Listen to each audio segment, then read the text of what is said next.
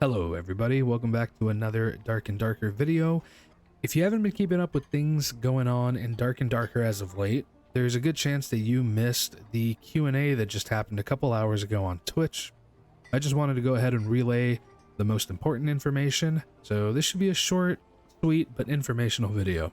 The first thing to note is that the Druid was delayed. Unfortunately, the person who was in charge of working on the Druid caught the coronavirus, and it seems like there's also a bug floating around the Iron Mace office, so a lot of people are getting sick. But yes, the Druid is going to be delayed. It will not be here on the initial wipe, and we still don't have a hard time for when they expect it to actually be released, but from a few things that Terrence went on to say, it does seem as though it's almost ready to be released. One thing that Terrence mentioned, which is pretty noteworthy, is that the Druid does indeed have 3 different animals that it can currently shapeshift into, and he let it slip, probably by accident, that one of those forms is a panther. So my previous video that did mention that we would be getting 3 different animal forms not only was correct, I did even mention that it would be very likely we were going to get a wolf or a leopard, but I'm going to go ahead and say that panther is close enough. And I'll go ahead and leave that video in the description if you want to check it out. The second thing to note is that the wipe has been pushed back only 1 additional day. Instead of the wipe being on the 14th, it will be on the 15th. And the reason given for that has to do with the bug that's been going around the office. So they just needed an extra day to make sure that they get everything right for the wipe. The third thing to note has to do with quests. So Terrence mentioned that when the wipe happens, quests will now be time gated. And if you don't know what this means, all you really need to know is that some of the quests from now on will have a timer before you can accept them, instead of turning in one quest and immediately accepting the one that is unlocked afterwards. There will be a timer. And if you're curious why they're doing this, this is a pretty common tactic in video games to effectively stall out how long some players have to wait until they can fully progress through the quests in a video game. So overall, this is good news for those of you who don't have nearly as much time to play Dark and Darker as maybe your favorite streamer does. They also did mention that some of the quests are going to be improved upon, and one example that was given had to do with specific item drop rates. You can think of wolf pelts, very notorious. People had to kill hundreds, if not thousands of wolves in order to get those 15 pelts, and Terrence said that they're going to be dramatically increasing drop rates for some of those items. The 4th ticket item is the new squire. Dark and Darker has a myriad of merchants that you can purchase all your different items from, and every single merchant specializes in one particular thing. The squire is going to be a new merchant who is going to allow you to set your base kit to what you want it to be. This means that when you want to run your base kit, you won't have to be going into separate merchant tabs to purchase the correct gear. You can just get it all at once from the squire. For example, if you're a fighter who wants to always go into a raid with a halberd, you will be able to set the squire to always provide you with a white halberd. Even if that halberd isn't currently available from the weaponsmith, the squire will have access to it. The 5th thing that they touched upon was the AP system for the new wipe.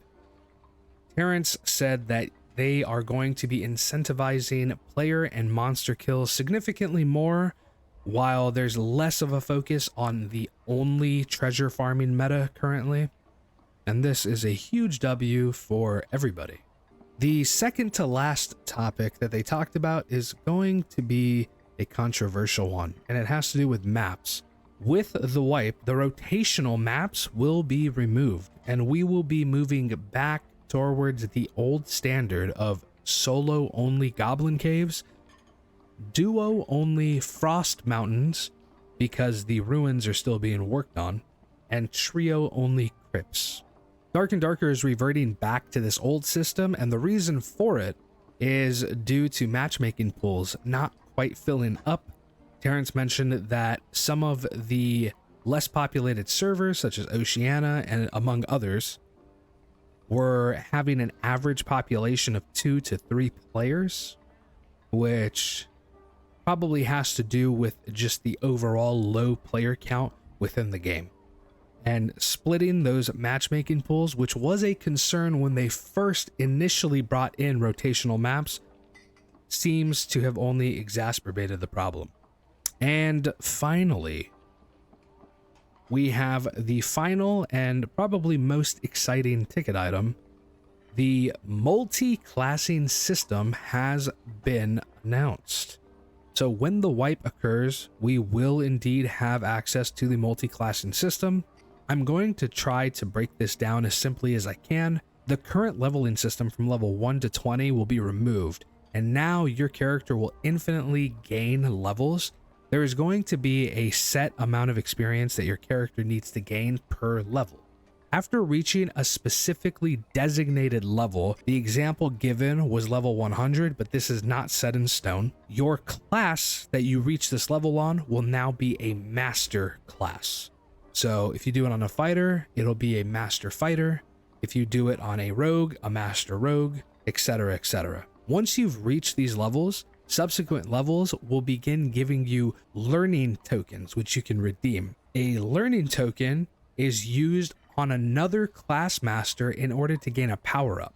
The example that Terrence mentioned was a generic class master, which is located on the left side, that you can use to gain generic power-up buffs, such as longbow mastery or an agility mastery. If your character is a rogue, you may randomly roll for a perk and can select one of them, and it may be longbow mastery, which allows your character to now use a longbow, or agility mastery, which may give your character 3 agility.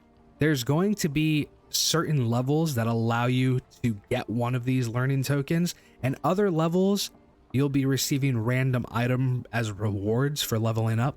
You will also be able to jump on a brand new character after you've reached class mastery on one class, let's say fighter. If you then go on to play your rogue and then reach level 100 and gain class mastery on it, those learning tokens on your fighter can be used from your rogue in order to learn rogue specific skills or perks.